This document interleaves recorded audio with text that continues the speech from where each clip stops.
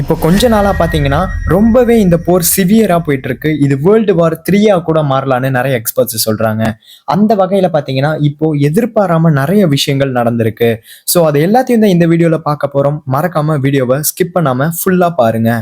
சரி, இன்னைக்கு நியூஸையும் நேத்து நியூஸையும் பார்க்கறதுக்கு முன்னாடி ஏப்ரல் 2ஆம் தேதி பார்த்தீங்கன்னா அமெரிக்காவோட பிரசிடென்ட் டொனால்ட் ட்ரம்ப் ஒரு மோசமான விஷயத்த பண்ணியிருக்காருன்னு தான் சொல்லி ஆகணும். ஏன்னா ஈரான்ல ஏப்ரல் 2ன்ற அன்னைக்கு பார்த்தீங்கன்னா ஒரு ஃபெஸ்டிவல் டே, நேச்சர் டே அப்படின்னு சொல்லுவாங்க. அந்த நாள் அப்போ மக்கள்லாம் ஒரு சந்தோஷமா வெளியே போயிட்டு பிக்னிக், வெக்கேஷன் அந்த மாதிரி போயிட்டு வர சமயம். அந்த நாள் பார்த்தீங்கன்னா அதுக்காக தான் கொண்டாடப்படுது.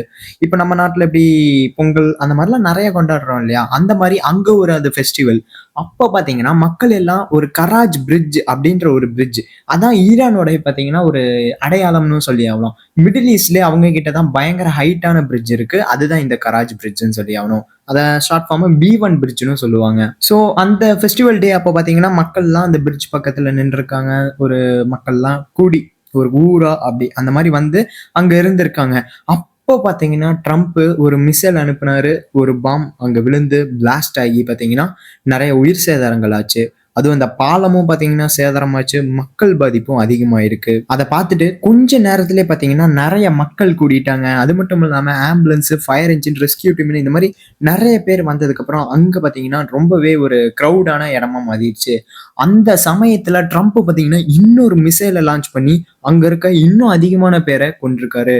இதனாலே பாத்தீங்கன்னா ஒரு 100க்கும் மேற்பட்டவங்க இன்ஜூர்ட் ஆயிருக்காங்க. அது மட்டும் இல்லாம 8 பேருக்கு மேல உயிரிழந்திருக்காங்க. அதனாலதான் சொன்னேன் ட்ரம்ப் ரொம்பவே ஒரு மோசமான விஷயம் பண்ணியிருக்காருன்னு. சரி, ஓகே, அன்னைக்கு நடந்ததை விடுங்க. இப்போ நேத்துக்கும் இன்னைக்கும் என்ன நடந்திருக்குன்னு பார்க்கலாம். சரி, ஓகே. இப்போ ஃபியூ டேஸ்க்கு முன்னாடி பாத்தீங்கன்னா ட்ரம்ப் வந்து டைரக்டாவே நம்ம ஈரானுக்குள்ள போய் தாக்கலாம் அப்படின்னு சொல்லிட்டு நிறைய போர் விமானங்கள்ல உள்ள அனுப்பியிருக்காரு ஈரானுக்குள்ள. அங்க அப்ப பாத்தீங்கன்னா அவர் என்ன பிளான் போட்டிருந்தாருன்னு தெரியல. ஸோ அந்த பிளான் கடைசியா ஃபெயிலியர் தான் ஆயிடுச்சு.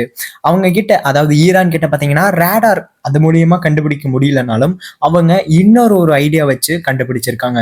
இப்போ போர் விமானங்கள்லாம் மேல ஃப்ளை ஆகுதுன்னு வச்சுக்கோங்களேன், அதுக்குன்னு ஒரு ஹீட் ஜென்ரேட் ஆயிருக்கும். அந்த அந்த மூவிங் பார்ட்டிகள் அப்போ அந்த ஹீட் வந்து ஐடென்டிஃபை பண்றாங்க. அதுவும் எப்படின்னா இந்த தெர்மல் மூலியமா, அதுதான் அந்த ஹீட் ஃபைண்ட் பண்றதுக்கு அவங்க ஏதோ ஒரு சிஸ்டம் வச்சிருந்தாங்க போல. அதை வச்சுதான் ஐடென்டிஃபை பண்ணி அந்த போர் விமானங்கள் எல்லாம் இருக்கு இல்லையா, அதெல்லாம் தாக்குதல் நடத்தியிருக்காங்க. மிசைல்ஸை சென்ட் பண்ணி தாக்குதல் பண்ணியிருக்காங்க. அதுல பாத்தீங்கன்னா ஒரு US பைலட் பாத்தீங்கன்னா அங்க மாட்டிக்கிட்டாரு.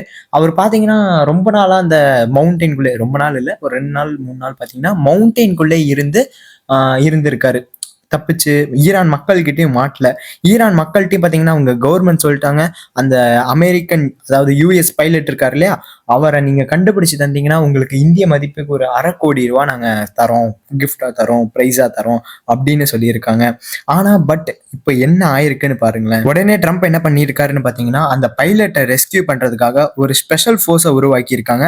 அதுக்கப்புறமா ஹைடெக் நைட் விஷன் டெக்னாலஜியை யூஸ் பண்ணி அங்க ஒரு ஏர்கிராஃப்ட் மூலியமா, அதுவும் ஒண்ணு இல்லைங்க, 30க்கும் மேற்பட்ட விமானங்களை அனுப்பி நைட்டோட நைட்டா பாத்தீங்கன்னா அந்த பைலட்டை ஹைடெக் நைட் விஷன் டெக்னாலஜியை யூஸ் பண்ணி ரெஸ்கியூ பண்ணியிருக்காங்க. அவர் சேஃபா வந்துட்டாருன்னு ஒரு நியூஸ் வந்திருக்கு. இது வந்து ட்ரம்ப்புக்கு ஒரு பிளஸ் பாயிண்டா போயிடுச்சு.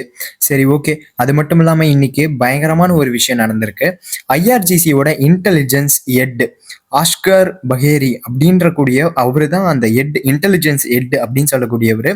அவரை பாத்தீங்கன்னா இஸ்ரேலோட ட்ரோன் தாக்கி அவர் இறந்திருக்காரு. இது ஈரானோட சீக்ரெட் ஆபரேஷன்ஸை பெரிய லெவல ஸ்டாப் பண்ணக்கூடிய ஒரு விஷயமா அமைஞ்சிருமோன்னு நிறைய பேர் பயப்படுறாங்க. எனக்கு என்னன்னா, இஸ்ரேல் எப்படி இவங்க எல்லாம் ப்ரெசிஷனா ரொம்பவே அக்யூரேசியா கண்டுபிடிச்சு இந்த மாதிரி தாக்குதல் நடத்துறாங்கன்னு தான் இன்னும் கூட தெரியல.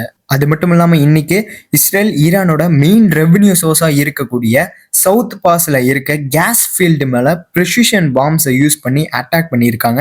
இதனால $பில்லியன் லாஸ், பில்லியன் கணக்குல பாத்தீங்கன்னா டாலர்ஸ் லாஸ் ஆயிருக்கு ஈரானுக்கு. இது இப்படியே போயிட்டு இருந்ததா கண்டிப்பா பாத்தீங்கன்னா இது ஒரு உலக போராவே மாறலாம் தான் சொல்றாங்க. நிறைய எக்ஸ்பர்ட்ஸ் பாத்தீங்கன்னா கணிச்சிருக்கிறது இதுதான்.